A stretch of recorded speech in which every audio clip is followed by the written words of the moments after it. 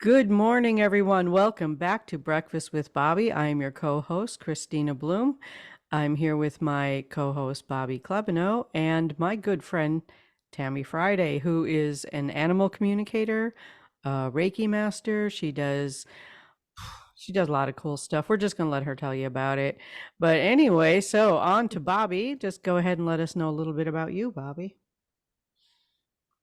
Well, I'm Bobby Klebano. I'm You the look co-host of the stunned.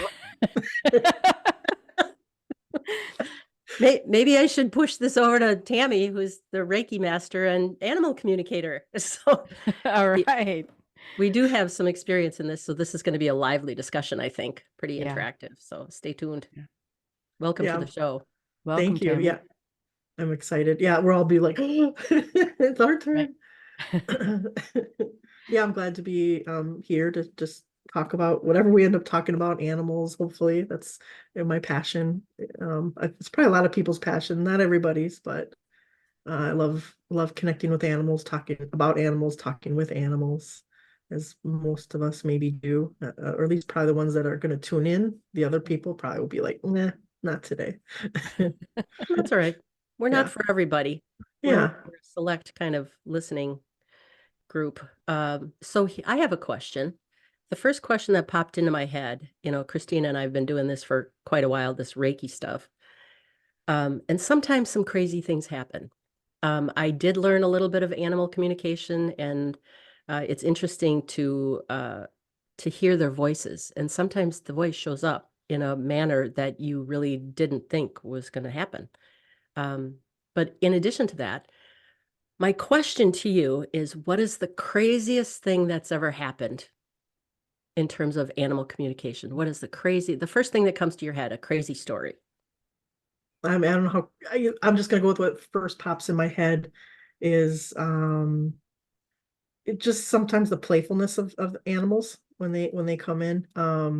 One horse was showing me that it would like stand close to you and then it would keep nudging towards you closer and closer and closer until you were like, what's going on? And you'd lose your wherever you were standing.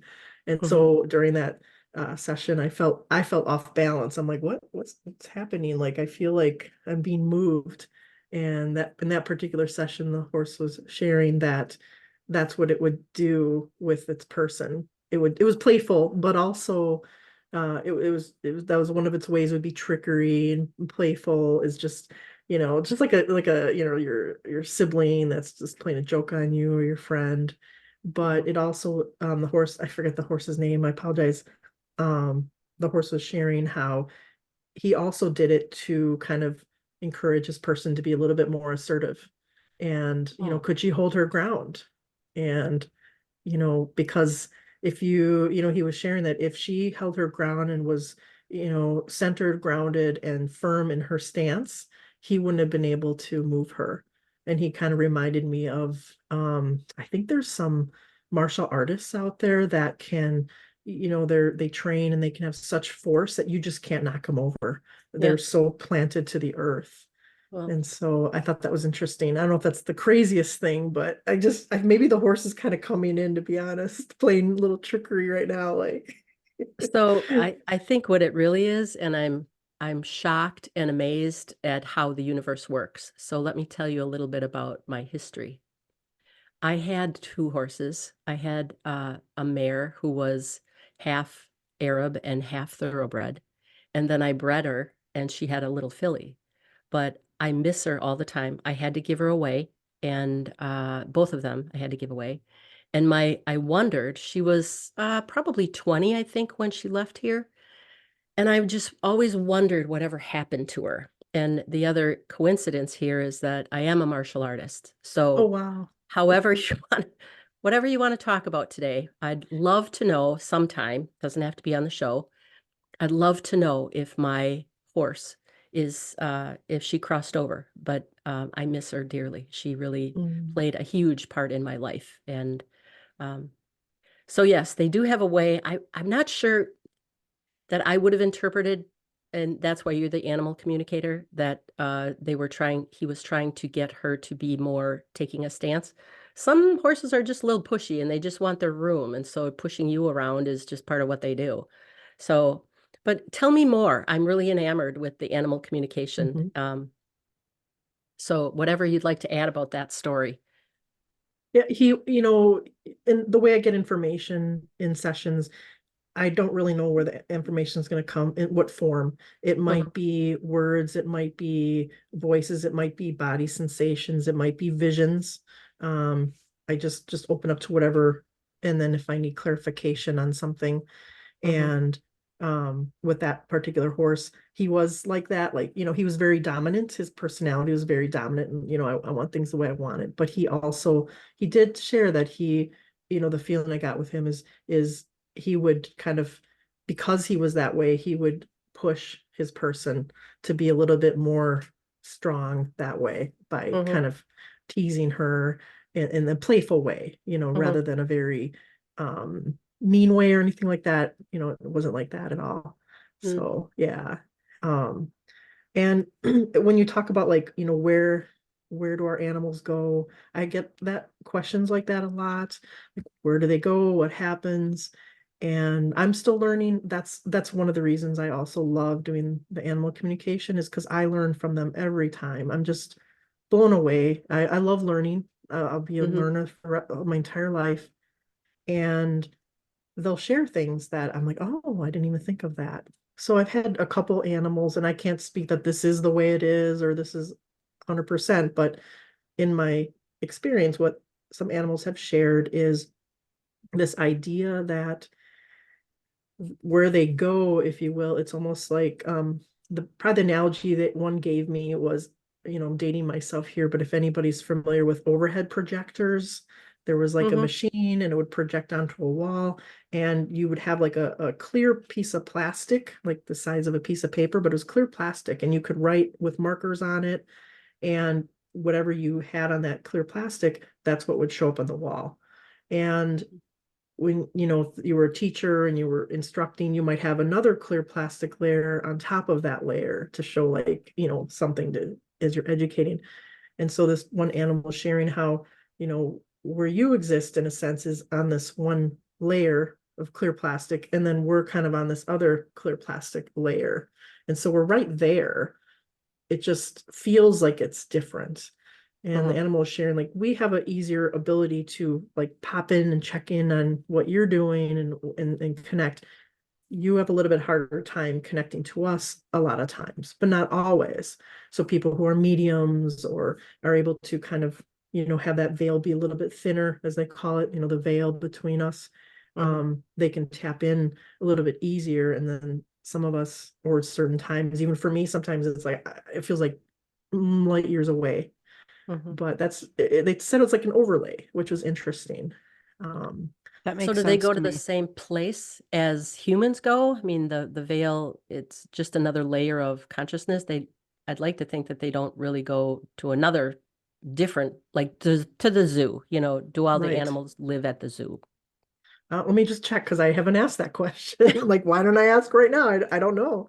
Um, what I'm getting is that they go to what they want to go, where they want to go, and what's Okay. familiar. So they will be almost like, I guess, the word that pops in is like soul groups in a sense. Mm-hmm. So with other loved ones, animal, human, and they show me, like, where they can move to wherever. Mm-hmm. So if they want to be in one spot, like, let's say a field grazing, let's just Yeah. say, then they can be there. If they want to, like, oh, I want to connect with, this other horse that I knew, and they're over there, they can almost with a thought be right there. So they can go wherever they want, in a sense. They're not really limited by time, by distance, that sort of thing. And Okay. so the feeling I get with it is it's almost like they can direct what they want and where they want, that way. I know Okay. a lot It's of us here on Earth, we want to, like, manifest something, or I want to get out, buy a house, or I want to, do this. I want to, take on a puppy. We do those things in life, and for in that realm, it just seems easier because it's not physical, it's more energy. And so it just seems easier to just, Mhm. attain it, if that makes any It's sense. interesting. In the work that I do, first of all, as a medium, but a lot of it I do a lot of past life work or a lot of other life work. I do, multidimensional work. And what I have found out in doing like past life, especially group work for past lives, where we have a bunch of us together and we all find out where we've been together before, we've been animals. We've been trees, we've been rocks, we've been every form of energy. And so how does that play into, I mean, I know my feeling is like I have looked into the eyes of some animals and go, yeah, you're not a dog. You're in a Yeah. dog body, but you're not a dog, you know? How does that work with the work that you do? I would say mostly in the work that I do, the sessions tend to have more of a stricter purpose. Usually when people contact me, there's a need. Maybe Mhm. their animal there's a behavior thing or an emotional thing, or they're dealing with grief or something. And so I think because of that, the sessions tend to focus on that issue. And Okay. so some of that more esoteric stuff we don't always delve into. I personally love that sort of thing. And they so if like a person would ask a question and say, oh, are they with my grandma Betty, or that sort of thing, it's almost like it just seems so fluid. Like, yeah, like if they want to be, they will. That sort of I thing. get the same question in reverse. Like, is there a dog there with my dad? Oh yeah, yeah. You know what I mean? Like, so I get the same question in reverse when I'm doing a lot of mediumship readings. It's like, well, great, you connected with my dad, you connected with my grandfather, you connected with my sister, whatever. Is there a dog there? Do they have a cat with them? Mhm. So I get the same question just in reverse. That's that's Well, interesting. when Yeah. my horse left here, I'm pretty sure she wasn't happy, but I was able to get her daughter, her filly, into the trailer first. And so I figured that she would get into the trailer easier. She was afraid to get into the trailer, but anyway, um, she landed somewhere, I think, in Illinois, but I think I suspect that since it's been a number of years, she probably isn't on Earth anymore. And her name was Nike. And the person Mhm. that I bought her from named all of her horses uh, names of athletic shoes. So I got Nike. And the reason I bought her is because I went to see her several times, and after the fourth time I saw her, she all of a sudden I saw a look in her eye and I thought, oh, that's the one. So she seemed really sensitive and we got along well, and I could call her by name and she would come out of the wherever she was in the pasture and she would come to the fence. So I just wonder if she's okay, um, and if she was happy.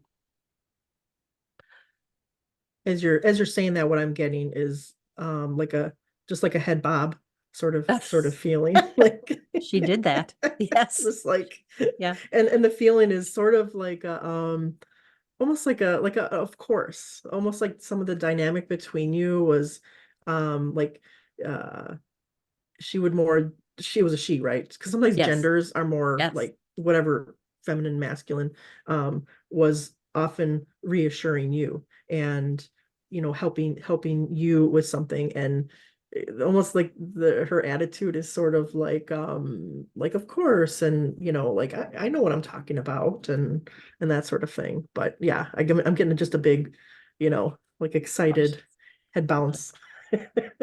uh, Did she play with like balls or anything too? Like she she's did. showing me like a ball, like with that too, like Yes. rolling that and playing with like some sort of ball Hmm. that. She was also the boss of the pasture. There were a couple of mini horses there as well. And every day at around 2 o'clock, she would do this with her head and make them run around the pasture. And so she was the lead, but she'd be cracking the whip behind him. It was the funniest thing. But she did that a lot. And if I missed a couple of days to see her, the next time I would go up there, she would come over to get the treat that I gave her, and she would immediately turn around and walk away and face and give me her rump. She would go back to eating halfway in the pasture and because she was mad because I didn't come and see her. Hmm. At least that's what I thought. I think that's a pretty accurate interpretation of that behavior. I'm just Right. Yeah, I'll take what you got to eat. Give me that Yeah, carrot. See ya. yeah. She, you know Yep. that phrase, talk to the hand. Uh-huh. She's like, talk to the ass. Yes.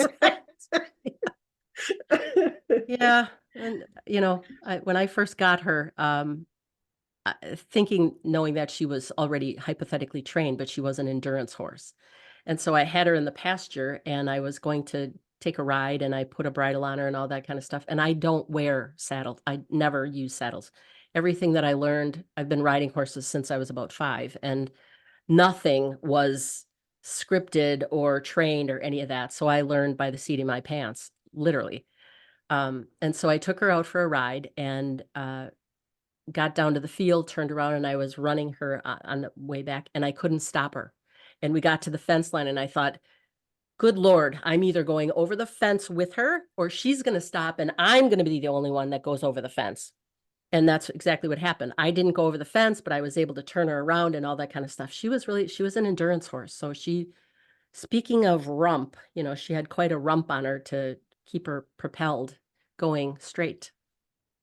She was saying that, I don't know if this resonates or not. She's saying that she did help stretch you out of your boundaries as far as how to handle horses and navigate horses, because she says in part I was different. What worked maybe for other horses didn't work for me. And so she did like to stretch your boundaries. She is sharing that she's got a similar bent of personality to that one horse I mentioned in the beginning with the nudging and that Yeah. sort of dominance in a firm way, in a loving way, is how it comes across. And I'm also getting that the names of animals, when you have a name for an animal, sometimes if we name an animal, there might be something like, oh, I don't know if that's just the right name. That just doesn't feel right. Trust that, because um, what I'm getting, and I've heard this too from animals, their names are significant and even insights into their personality. So that sort of the Nike, really kind of takes on parts of her personality that way, of the athleticism, but also everything that you can think of with Nike. It's very she's saying like Nike's very pervasive and it's common, and it's like everywhere in a sense. And that's kind of like her too. Her presence is very everywhere, just like the shoe brand in a way, or at least how it used to be. I don't know how Nike is nowadays, but it's still, relevant. Well, she was different. There's no doubt about that. The bit that she had when I got her was copper, and she had bitten it down to the point where it was flat and it was cutting her tongue. And honestly, I couldn't put another bit in her mouth.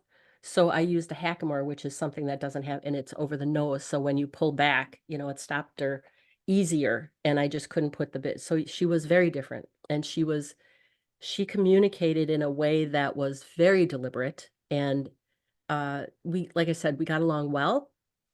Um, but she was, on the other hand, she was a bay, which is a dark brown and the black mane and tail, and then she had a star on her forehead. So she was beautiful. And there were sometimes in the summertime, I would go up there and grab the hose, and the hose would be billowing out, and she would put her nose up there and just twitch through the water. It was the funniest. She was hilarious. It's just amazing that personalities, Yeah. just and the depth of personality. And that's one thing that I think as I explore more with animal communication, it just, if we think, oh, our cat, dog, horse is just what we see on the surface, there's so much more underneath that, Yeah. I mean, I think a lot of us appreciate that and know that, but I feel like some of these animal sessions validate that there's, a lot of nuance and personality, and just like us, wants, needs, emotions, Mhm. but some deep stuff too. Yeah. Can Right. I just say I got an intuitive hit while you were talking, so I looked up Nike.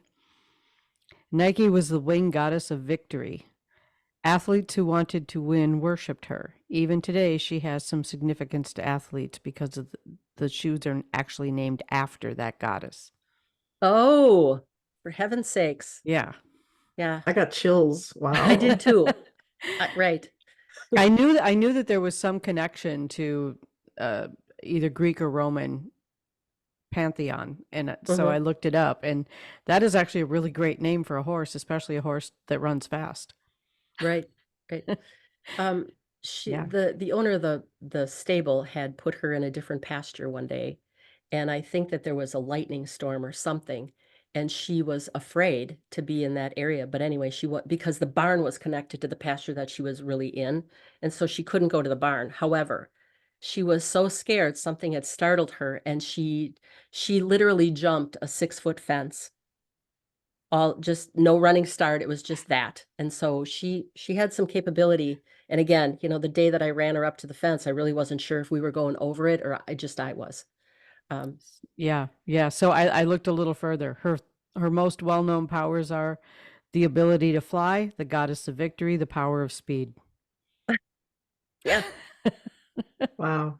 She showed, Ah, I feel like she's narrowing in on her musculature too. Like just, I don't know if you ever just admired her bulges and oh her yeah. sleekness, just like and she's very, I get the feeling like just proud of that and just that um really loving the ability to have your body help you with what you want, you know, and um she liked to embody that. She really appreciated that because it's interesting because she's sharing like with me, I've had some health challenges last several years, and so sometimes I feel frustrated because my body maybe doesn't do something I want it to do, and so just her sharing that, like that's just really cool, because she would say, yeah, I could have stopped on a dime, I could have ran the fence, I could have stopped it. She's like, I could have actually, she said we worked together, but yeah, I mean, because I'm bigger and stronger, I could have put you where I wanted you,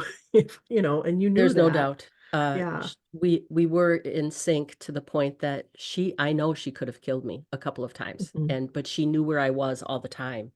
One of the more regretful things I had happen with her was, again, I took her out for a ride. We were going to go over a bridge, and the bridge was slats of wood, and her hoof dropped through there. And there I sat going, how am I going to get her out of this? It's just, anyway, she bit her lip. I had to call the vet, but she could have killed me. She always knew where I was, watched where she stepped. And again, that takes not all animals have that. And there's dogs or whatever that'll step right on your face and go, yeah, I don't, that's your face. Sorry.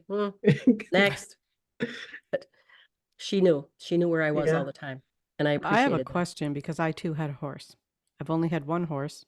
I went through an extensive interview process to get him, but they were looking for the right home for him.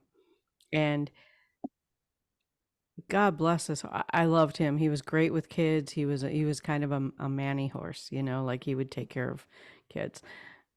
But he was a draft and Trakehner mix, so he was kind of a giant.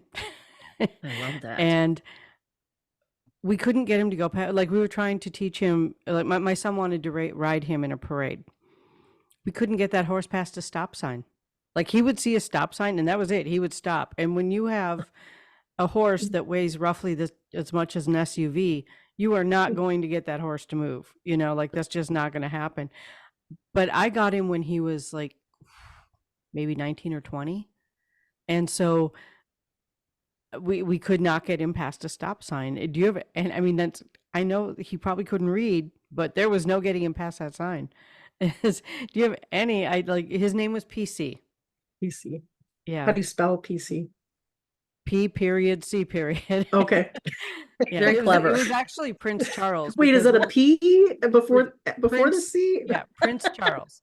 So Prince Charles. The yeah, capital? and he was named that, they told me, because when he was born, he had big ears and a bump on his nose. So it was, What I'm getting with the situation is there was, if not one situation, might have been more, but that um he associated the stop sign with it being relevant. Like, yeah, he couldn't read per se, but he said the stop sign is very noticeable. The red, the red and the white we were talking about earlier. Mhm. And he's seen, he's been in situations where had seen the stop sign and something like whizzed by, or there was something that startled him. And so Okay. he interpreted stop sign to be like a cautionary symbol for him, to be very, like, almost kind of afraid, to be honest, of what could be passing in front of the Okay. sign. That So makes in a way, sense. you're right that what I'm getting is like he did, it's not like he could read stop sign, but he knew what the symbol was. He Mhm. knew what it meant. Um, and that's what I'm getting with that. And so when he Yeah. saw the stop sign, it was more like, well, there could be something coming, and I don't know when or where, how it's going to be. And Okay. I'm not I making, did get some of his history. Like I said, it was an extensive interview process, and the people who I got him from had rescued him. So, you wanted to see a horse freak out and not behave, pull out any kind of whip, because he did not respond well to that. Hmm. Even a pop whip, like nope, nope. Yeah. He bucked me one time because one of the more experienced horse people was saying, "Well, you have to use a pop whip on." Nope, Hmm. nope. Gentle was the way we yeah. went with that giant, but we had a really good communication. That stop sign thing just confounded me, though. I just could Mhm. not figure out, like, how is a horse reading a stop sign? But that makes absolute sense. Yeah. Yeah. It's interesting with animals too, is I almost feel like, I don't know if it's just a wave that's coming, but all of us learning how to interact with animals in a way that is, I guess, more respectful in a way. I Mhm. think there has been this view of our, maybe in our society, of animals as being like objects or just product to get us something. And with that, the training techniques, the techniques to coerce or to get an animal to do what you want, it is a certain way, and it doesn't always consider the animal. Mhm. And, I feel like over time, there's getting more and more knowledge about, is that really the best way to have something happen? Is there a way to, have a mutual goal, and where we are doing something in a way that isn't mean, to be honest, Mhm. Yeah. learning, I don't know, I've learned a little bit about the horse world prior to maybe a year ago, City Gal. And I'm like, well, let's see how I do with animal communication, because I don't know some of these terms, like, You usually the don't need to horses, know the terms, though. You just need to know right? the heart of the being that you're connecting with. And that Exactly. I think that's really where it all comes in at, is just doing that. I have the ability to do animal communication. I typically don't, because I got really tired of, can you find my lost cat? Okay, well, the way it works for me is that, like, I see through the cat's eyes. So I can tell you what the cat is seeing. I can't tell you where the cat is. And Right. perhaps the Abs cat's really not lost. Yeah, I did have Yeah. actually a cat where they were just happy as a clam. They were lost, and the person was in another brought the cat to another state for a family situation.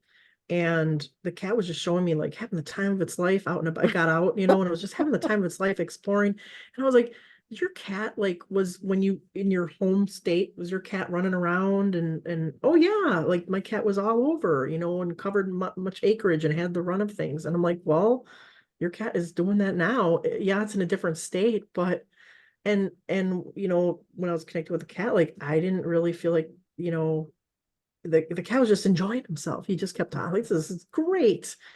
And what do? Your person wants them back. Right. But, Right.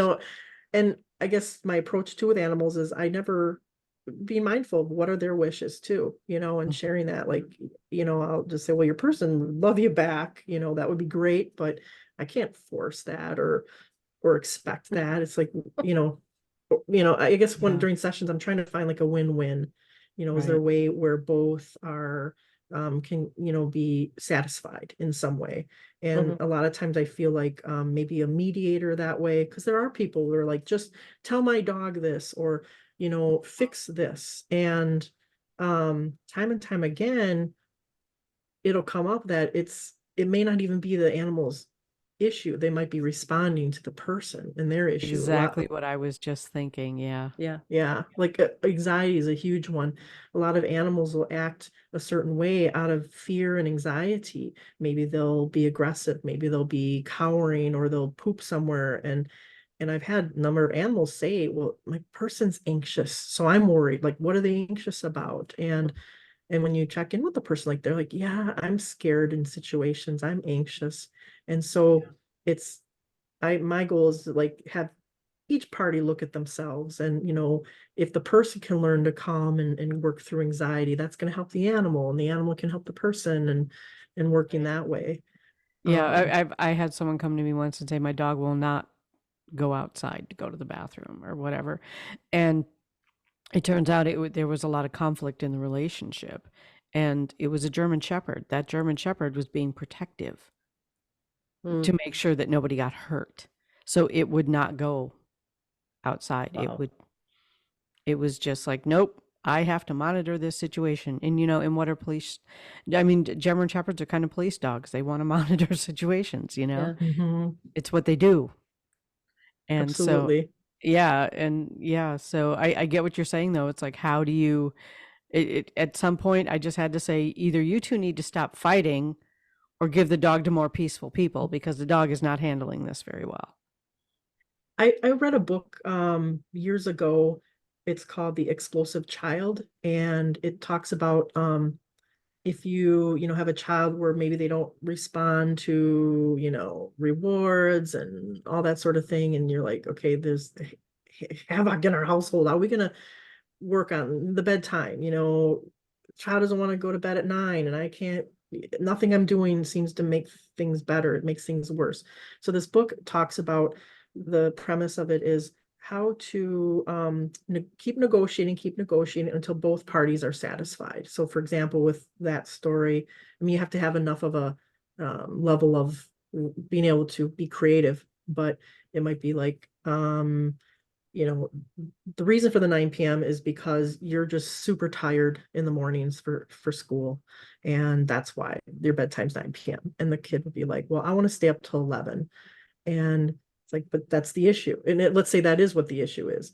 So Mhm. then maybe okay, well, what can you do to guarantee that you're going to get up for school then? If you want this later time, like if I'm going to give you that, what's going to help me with this situation? And so it's almost like a situation where you're trying to figure out and come to a solution that maybe, oh, well, you know what, like, well, yeah, if you you can go to bed at 10, if and you are getting up early, and then let's say that works fine. And if it doesn't, you go back to the drawing board, like, well, that didn't work, what else can we do here? The intention though is that both you try to come to a solution that both are okay with.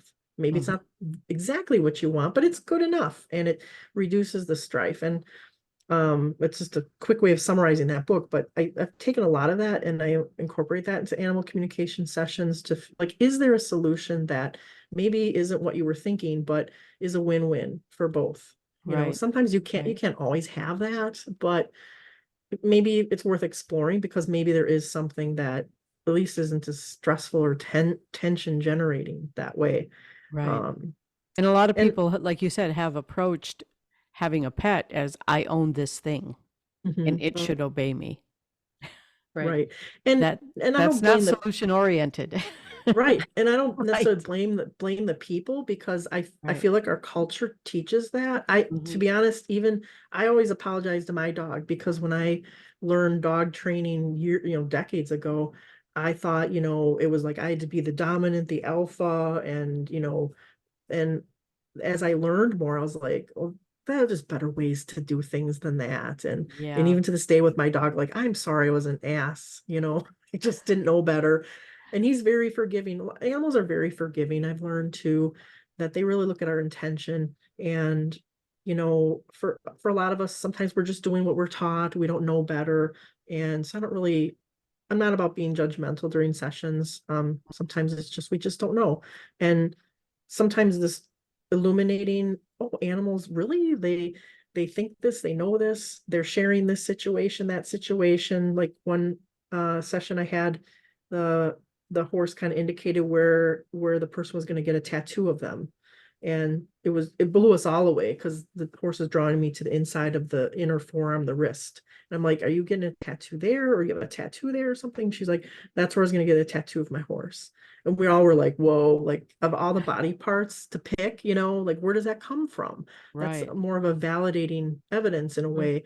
And so that tells all of us that there is something deeper in these animals. They're not just like robots, they have Mhm. these sophisticated feelings, emotions, desires and things like that. And so in a way, part of my mission too is to, help illuminate to people how wonderful animals really are. And there's so much more under the surface. And the thing that really just, yeah, I have chills here, but I think the thing that really makes me love doing this so much is when I hear back from people and say, I really feel closer to my animal because of that session. Like I, I feel closer. We're closer now, or even in the weeks to months after a session, because it's not necessarily anything I did. Mhm. It's just that they started to get to know each other on a different level. And that's my why, to have animals and people bond better and love each other more. Like I just, oh, like I love it. Yeah. Yeah. So If we anything could I only can hear do. him talk. Yeah, and sometimes animals are just so much smarter than we are. Well, Yeah. yes, they certainly are more loving, that's for sure. Yeah. Yeah. Yeah. Very forgiving. Well, I don't know. There's this one dog that's it, like you were saying, Bobby, the personality very different. This one dog that's just like, oh, he comes across as like a box of rocks in a way, where he is very simple minded. He's just like, I'm just about, eating, pooping, sniffing, and there isn't much depth there. Just like people, some Yeah. people we can get really deep. Some people are like, I'm just about this, and he's perfectly happy as a clam as long as he gets those things, which is just fascinating. What Mhm. else is there? Yeah. Right.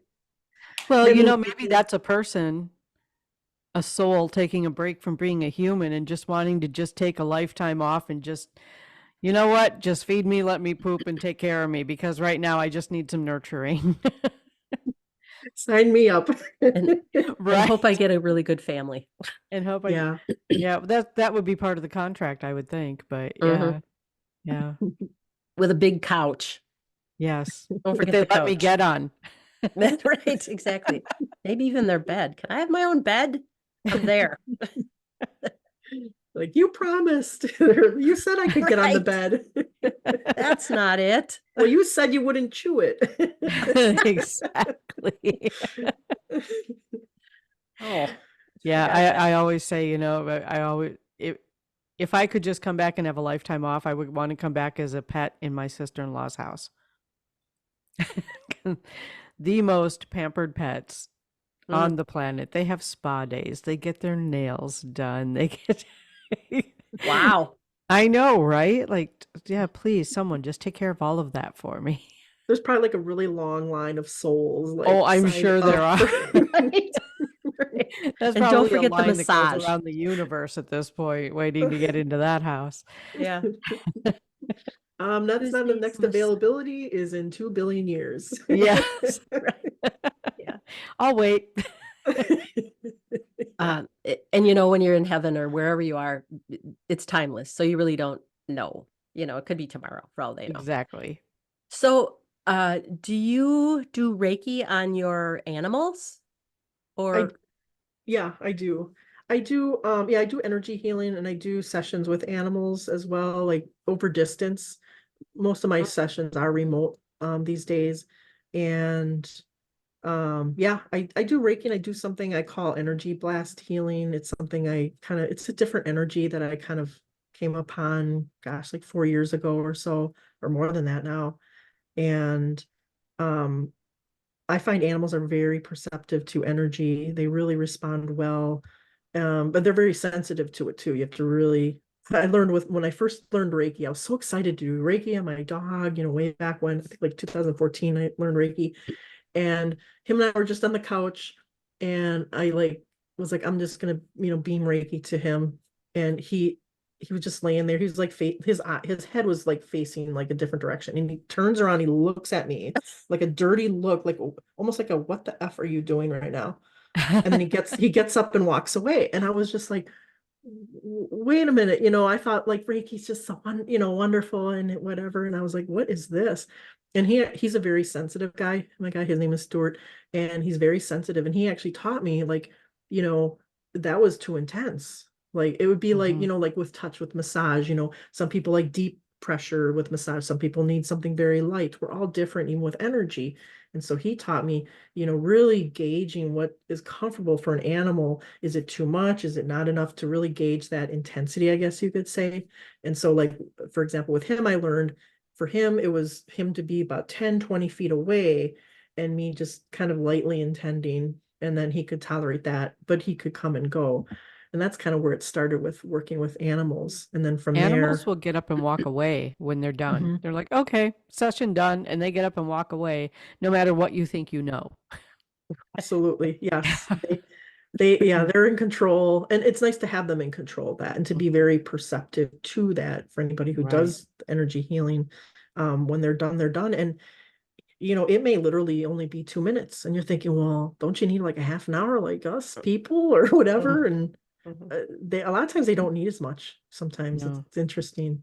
I don't think they have the mental barriers that we do. I You Oh, know, agree. probably not. they're It's very not simple. paying bills. They're not Yeah. going to a job. They're not, they, you And know, I think I think they release energy naturally a lot of times. yeah. Like when an animal shakes, I learned this, I have a Mm. background with craniosacrotherapy, and I remember learning how we disperse energy from our bodies or trauma. And I remember reading the story where if you like watched a rabbit, let's say a rabbit was chased by a coyote and the rabbit got away. As soon as the rabbit knows it's safe, what is it going to do? It's going to shake. And it's Yeah. basically Mm. releasing energy and that trauma, so it's not trapped in the cells of the body. What do? You get in a car accident, you're like, oh, here's my insurance card, can I have your insurance card? You're thinking you're Mm. all up in here I maybe, have to or get my maybe you're car not. fixed. Maybe I need to go to the hospital. Maybe, and oh, I hurt my neck in this accident and it hurts for 20 years. I'm still releasing that. And, there's, but you're right. I don't think animals have that. They shake it off. Right. And we'd be embarrassed. I mean, I don't know if I'm just picturing myself. I was hit in a car accident. Somebody ran a red lights and we started to go. And I'm just imagining myself like getting out of the car and just going, Yeah. I mean, can you imagine? Like, think, what is wrong with her?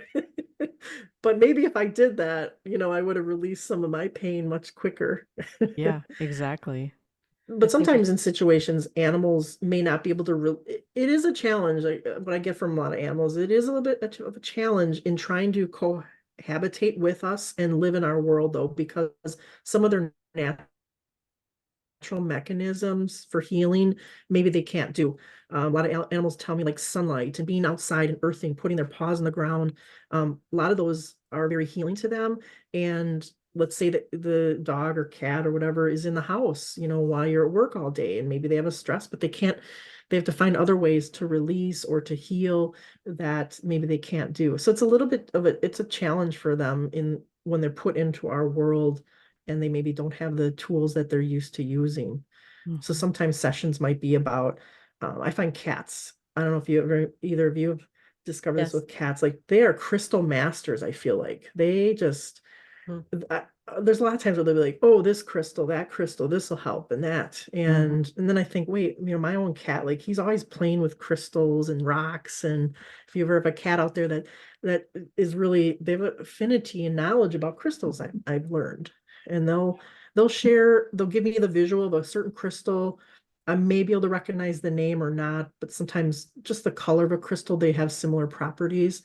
And then later I'll look it up and I'll be like, oh my God, that's crazy. Like I'll look at the properties of a soda light or something like that. And it'll be, oh, that's exactly what is needed in that situation. Mm. Yeah. So, My Reiki master told us when I was taking my first Reiki class that cats resent that we think we know anything about energy because they are the energy masters. absolutely. Yeah. They really are. It's Yeah. Yeah. amazing. It's amazing how people who either don't consciously think about energy or tune in. You can tell, like, if somebody is not a cat person, if they don't like cats, there's something off with their energy. You know what I mean? Like, and I That's hate to say interesting. that. I mean, that's a bold statement. I get that. But they don't resonate with cat energy. It's because theirs is very different. Yeah, I never really thought about that. I have to think about that. Yeah. I'm just thinking of times where when I grew up, I loved cats as a kid, as a child. I loved cats, but then unfortunately, I learned I was super allergic to them to the point of misery, like almost having to just Yeah. miserable. So unfortunately, I had to like detach from cats, and they became like something I wanted to avoid. And I felt like the cats were just like, the one they're like, "Oh, she's allergic. We're gonna come by her." I'm like, And they do "No." that. I've Funny. seen them do that to people. I'm not Yeah, allergic. I mean, I think if I'm in a room where there's 50 cats, yeah, I'm gonna have a reaction. But I think most people would, just yeah. because that's a I'm lot of thankful. dander.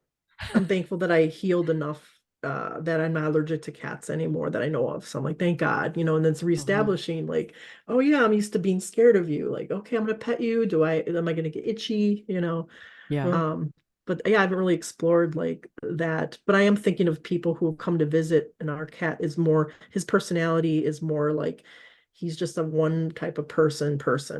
Some Hmm. some animals are like that. They like their one person, and other Yep. family members will say, well, I'm jealous. How come they don't give me attention? Like that's their person. That's the way they are. Yep. yeah. But there are certain people where he'll hiss at, and other ones he won't, and it's certain personalities that he just is not a fan of. Yeah. My I had a calico several years ago who rode on my shoulder from up north because I picked her up. She was a stray. She was abandoned actually. And I was her person. And I walked her around the yard when I got home. And so she knew where she was all the time. But that was the cat that I could call from wherever. If I came home from work, I'd call her name. She would come out from wherever she was. She wouldn't go by anybody else. It was that. And Yeah. she would sleep in the wash basket in my clothes. And if she was outside across the yard, we have 5 acres. So if I didn't know where she was, I'd call her and she would come running and meow all the way home. So I understand that. She eventually, I have a thing for calico cats. I don't know, it's the color, but their personalities seem to be so much more um, sensitive, I guess, and an experience based on my other cats. I had a couple of calicos, but anyway, she seizured on the deck, and I've cried ever since for her. But I hear her jumping around the house. I hear her on the chair next to the desk, and she used to come and walk across the desk and then lay on the keyboard. And so, yeah, other people used to say to me, what's up with the cat? She doesn't like me. I don't get it. She only likes you. You were That's her just the I'm way person. her it is. person. Yeah. Yep. And it's respecting that, like with my wife, when as we were dating and things, I thought her cat was just not an affectionate cat. He never went anywhere. I never saw them cuddle. And she's like, no, he really is a color. He just loves me so much. I'm like, I don't see it. It took years of us being together and then living together where finally he let his guard down enough with me that he could show that side of him. And I was like, oh wow, yeah, he is like a different cat. Like he is a snuggler, but mostly with her. He will with me if she's like gone, like if she's like got like a trip with her family or something, and I don't see her for a couple days, then he'll come by me. And that's the way it is. I respect that, like that's fine. I sometimes I'm jealous, I gotta admit, like I wish you'd want to lay on Yeah. me, but that's just the way he is. Yeah. I don't know. I've had Bobby, what you're talking about too is like when animals have trauma and things. Um, I can't vouch if this is for all animals, but I did have one animal share that they had like a traumatic ending, and they were sharing this imagery because the person was like upset, like, oh, did they suffer? Because that's a question I get a lot. Like, did my animal suffer? Or even if it's a situation where maybe they didn't die because of it, they're still alive. How are they doing? And this one animal sharing, was a departed cat. He shared that his soul was he showed like a helium balloon, like almost like his soul was like not quite in the body during the traumatic situation.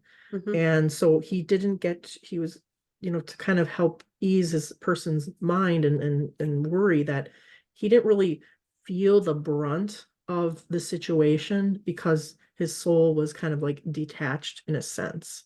And so he was kind of like, it wasn't that big of a deal, like for him in that Right. situation. Right. And he did share though that if it is a traumatic situation, like, and you live through it, the key is to do, find a way to make sure that your soul does come back into the body. Because if it doesn't, if it always stays like a helium balloon out of the body, then you can have problems with maybe clarity in your life. You may not know sense of direction. You may not even be able to live life to your fullest if your soul isn't quite reconnected. And Mm. so he had talked about like tools to kind of reconnect. And I know there's a lot of healing tools for that people can do to like, make sure your soul, when you are ready for it, when it feels safe to come back into the body or work towards that. So I found that really, helpful and interesting. Wow. Like, I got bells going off because that actually happened to me as a child where there was a traumatic physical injury and I left. I left my body. Mm. And upon returning to my body, it sucked. I'll tell you that. But um, that was a skill I learned. That's how I learned how to astral travel at 5 or 6 years old. There was a traumatic injury to my body and my soul from that point on, anytime that there was, uh, and I grew up in a violent situation, so it happened a lot. I learned how to leave my body and come back. And so I've never actually heard that anyone say that about a different species before. So that is, wow. I've got goosebumps everywhere. yeah, yeah. And yeah, just they're like us, Mhm. and we're all beings in some just different suits that we Different wear. suits, yeah, and Yeah. I don't know, I'm just gonna throw this out there because it's something I've noticed over the last 4 or 5 years. I think it's probably increased more that I've been aware of, is that animals are showing their intelligence more.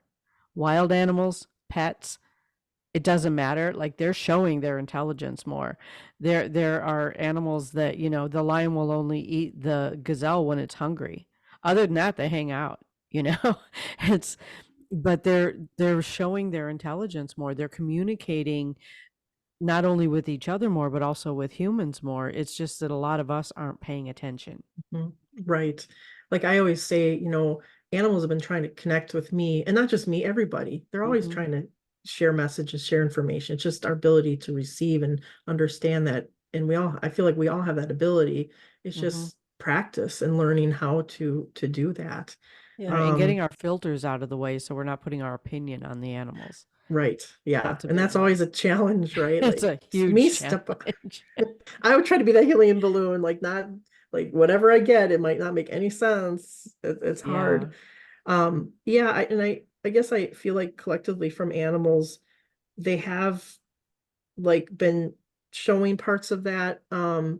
It's our ability to receive it and to see it. But I do feel like what you're saying, yes, that they are almost like they're sensing a little bit of more awareness towards them, a more, I guess, a deeper view of who they are and what they can be, and so they're sharing more, and I think that's part of what's neat is when a person. That's what I love about the work I do is when a person starts to realize, wow, there's so much more under the surface, and then they connect with their animal on that deeper level, not just the Mhm. surface, like that then there's just more and there's more, there's just so much more to uncover and to bond and to love, and that it's like as we see more and receive more and are open to more with animals, they're going to show more and they're going to show more, and there's so Mhm. much more, absolutely. Yeah. Mhm. And I think there's also it's I don't know, maybe I know I'm putting judgment on this, so I'm gonna own it.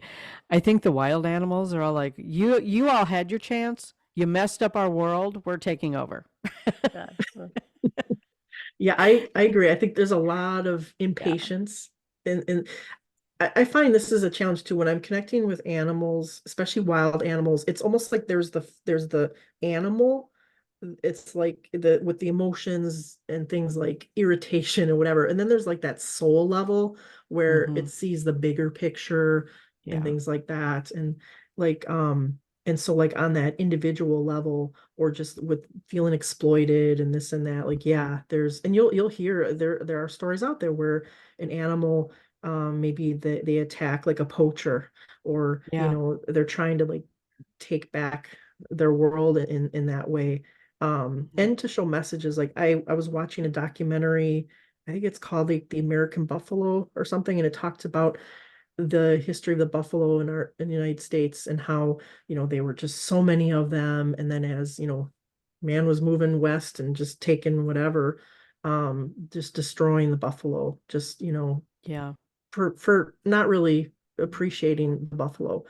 And I tapped into just the collective of the bison or buffalo, and what they were sharing is that because there was such like there were I mean there's probably more but like there were hunters that would just slaughter them thousands and thousands every Yep. day just to without you even using their meat. They just the carcasses are rotting in the prairies and stuff.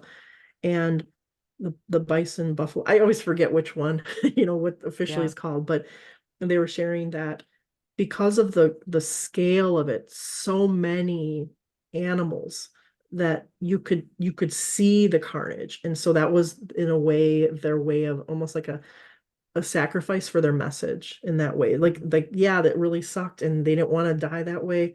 But on the other hand, like on the more I guess soul view of the species, it was their gift to us to say, look at this. And things like documentaries that show that, like, look at, you may not realize how you're damaging the environment if you step on an ant or if you pull up a plant outside or you spray something. You may not really realize you're having an impact, but boy, how can you not see it when you see, thousands upon thousands of bison slaughtered? So Right. just by their multitudes, they wanted to convey that message. And Yeah. that, so sometimes messages are done in just different ways. Oh boy, Mhm. that's for sure. So, how do people get a hold of you if they want to make an appointment? Yeah, the easiest way is through my website, and that's tammyfriday.com. The way I spell my name is I always joke it's one of each letter. It's Tami and then Friday, like the day of the week, FRIDAY.com. The reason I say that is it's so funny. I have people that spell it with two M's, three M's, two I's, IE, so I always say it's one of every letter. And you can get contact information through there. Most of my sessions are remote, so I do Zoom and phone sessions. So that's it's convenient for all of us and it doesn't matter where you live. I actually had a Yeah. client from Australia I was Oh, like a couple weeks ago. I was so excited. I was like, oh my nice. God, that's so cool. And Nice. to know that it doesn't matter where you live, we all in our essence are, are animal lovers or want to be. I mean, that's why I love like the clients that I see, they're animal lovers. Nobody's gonna call me if they don't like animals. And so it's like just Right. like I won't hear from them. Well, and there are some other things that you offer because I know that you offer like remote clearing. hmm Yeah, so I do energy healing for, I say pets, people, and property. So for people, for animals, and then also property for, the spaces we spend time in. And, as I mentioned earlier, sometimes the energy in our spaces can really affect animals. Mm. If there's a lot of arguing or tension or anxiety, our animal has to live in that too. They can't just go off. And like maybe we can go for a drive, and if we don't take them along, they're still stuck in that energy. And Yeah. so, clearing that and even people are mindful of that too, to clear it in ways they know how, or reach out to me or you or anybody who does Right. that Yeah, because work. I do that too, remote and in person. Yeah. Mhm. So this has been a really interesting discussion. I don't know. Do you have any more questions or comments, Bobby? You know, I could go off on a tangent and we would be here for another hour. And That's true. at right, Let's do it again. Let's do it very again. good. Absolutely, we Would can do love it that. again. Yeah. Yeah. I do have some other questions, and I think out of respect for everyone's time, I think we should just close it. So All right. we appreciate Cool. you being here. Thank you so much Yes. for taking time out of your day to visit us. Well, Yeah. thank you for Thank having you. me. And I just, I love animals, as you can tell. And I know, Yeah. and Yes. Like I said, the people who are listening to this will probably be animal lovers because everybody else will just turn it off. So Right. Exactly. Well, And it was nice to connect with you again, Tammy. I literally have not seen you since I froze my butt off on the shores of Lake Michigan I doing your love that wedding. Christina did still did our wedding. I every time I look, there's a picture of Christine with this big parka. It was so windy and cold. It was by Lake Michigan, and she had this parka. And every time I see that, I just laugh because I'm like, we all endured that. It was like I think it was drizzly and Yeah, just it was like drizzly and freezy and yeah. breezy, and it was like I'm literally in her wedding picture, like you can see this. and that's our minister. Right. And I love that because it's just real, like Yeah, it's yeah. not It was a about great day. It was a great day. It was. yeah, it was I And I love got that. to meet the infamous Stuart. So, yes, yes. yes. Ladies, this has been such a pleasure. And again, TammyFriday.com, you can get all of her information there. Thank Thank you you you. so very much. much. Thanks. Don't forget to click the button on the notifications and subscribe. We'd love to Yes. hear from you. Yes. Take care, Thank you. everyone. Bye-bye. Bye. Bye-bye.